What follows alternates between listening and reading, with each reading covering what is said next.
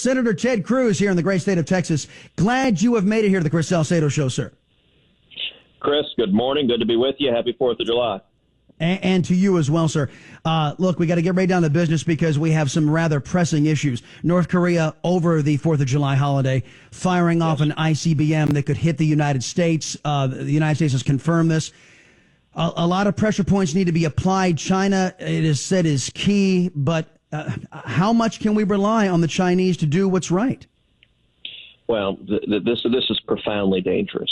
North Korea right now, I think, is the most dangerous place on earth because you've got a radical and unstable dictator, Kim Jong-un, who tragically possesses nuclear weapons, has developed nuclear weapons, and as you noted, is actively testing and developing ICBMs. Now, the only purpose of an ICBM is to carry a nuclear weapon to the United States. They already have the capacity to attack their neighbors, to attack Japan, to attack South Korea or Taiwan, all close allies of ours. But an ICBM would give them the capacity to take a nuclear weapon and attack the continental United States. And indeed, Kim Jong-un just a couple of years ago, when he was specifying cities that he wanted to attack, listed 3, including Austin, Texas, as one of the 3 cities he wanted to target with a nuclear attack. And whether he would do it or not, I don't know. The man is unstable and radical and predictable, but it is profoundly dangerous. And, Chris, I'll tell you, it is the fact that North Korea has nuclear weapons. It is a result of failed U.S. policy. You actually have to go back to the Clinton administration. When Bill Clinton was president, the entire world had sanctions against North Korea to prevent them from getting nuclear weapons. And the Clinton administration led the world in relaxing those sanctions. They did so in exchange for a promise not to develop nuclear weapons. As a result, billions of dollars flowed into North Korea, and Kim Jong-il, who was Kim Jong-un's father, took those billions of dollars, turned around, and developed nuclear weapons. Now, the reason that matters so much is not only was it an absolute failure in North Korea, but the very same person, Wendy Sherman, who negotiated the failed North Korea deal, was recruited to come back by the Obama administration to be their lead negotiator with Iran, and she negotiated the same deal, billions of dollars in exchange for a promise not to develop nuclear weapons. And I think if we don't change course quickly, we are risking Iran joining North Korea as a nuclear power that explicitly wants to use those weapons to murder Americans. I think that's completely unacceptable. Do you think do you think the United States has the capacity to do this by themselves and basically tell the Chinese, if you're not willing to be the big boys or actually be a world power, then America will take care of it? Because, Senator, they don't want us over there any more than we want to be over there. Well, I think it's going to take a variety of tools, and none of these are easy. Once you have a psychotic dictator with nuclear weapons, your options are limited.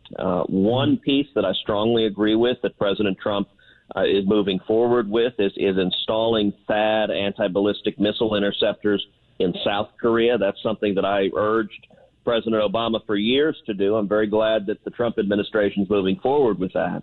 But beyond that, as you noted, listen, China has disproportionate influence over North Korea. They're enormously powerful over Kim Jong-un. In the past, they have not been terribly helpful. There are some promising signs that China is helping somewhat to rein them in, although obviously not enough to stop the ICBM test that we just saw. Your skepticism towards China, I think, is justified. They have not proven to be reliable friends in any way, shape, or form.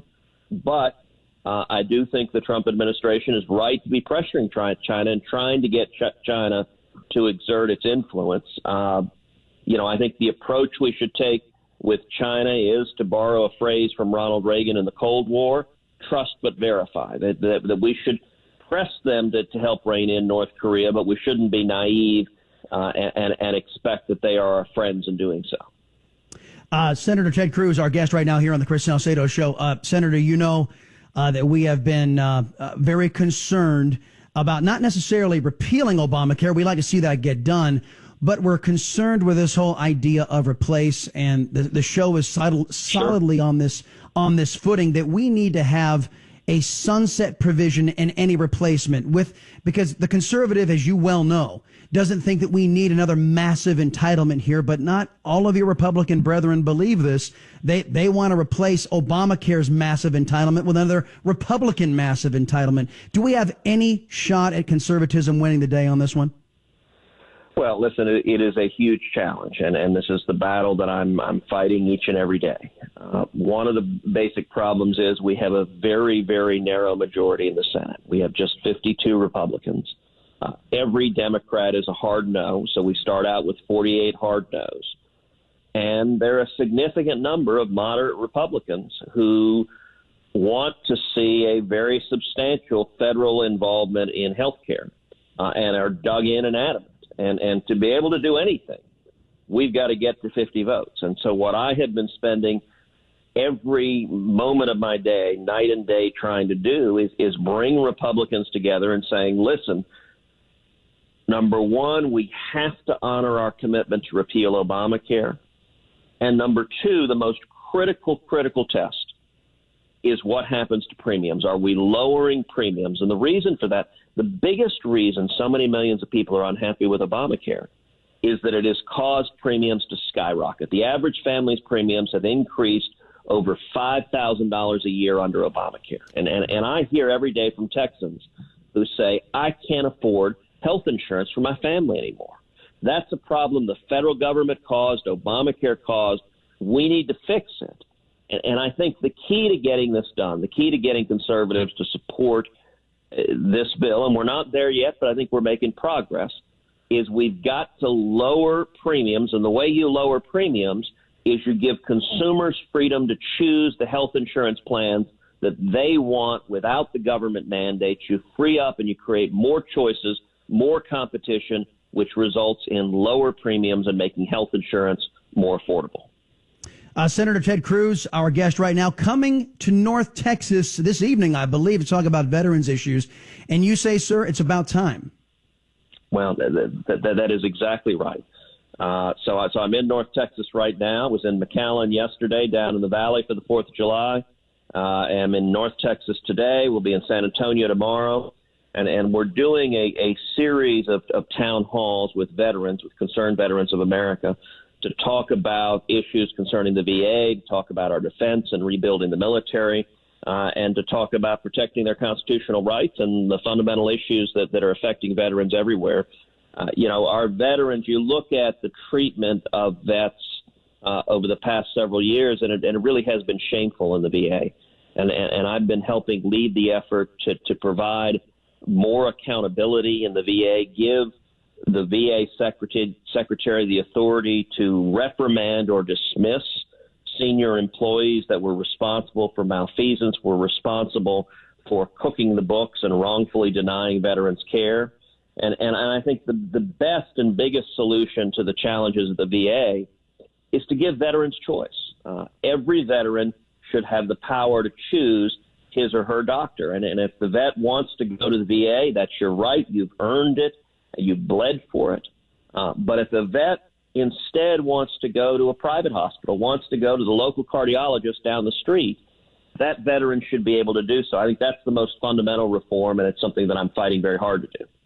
Last big issue that could be transformative for the state in which we broadcast today. Texas, of course, as you know, in West Texas, most likely the largest proven natural gas and oil reserve. They just discovered this last year. What steps are you taking in the Senate to make sure the United States is on a path to energy independence and that Texas is an indispensable cog in that wheel?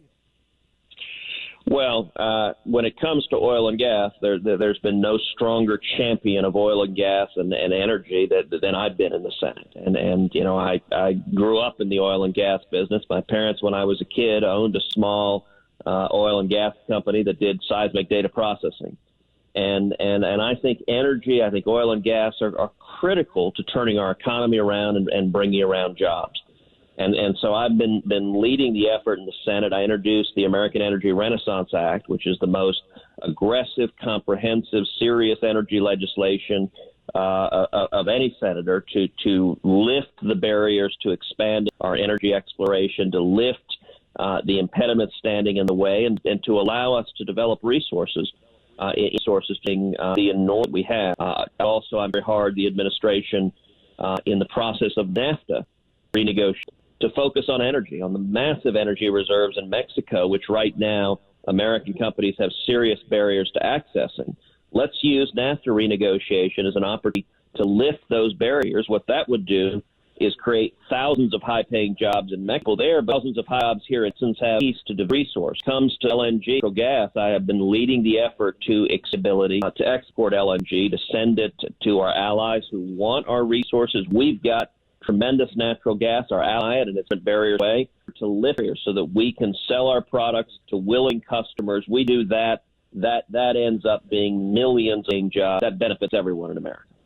Texas Senator Ted Cruz, everybody.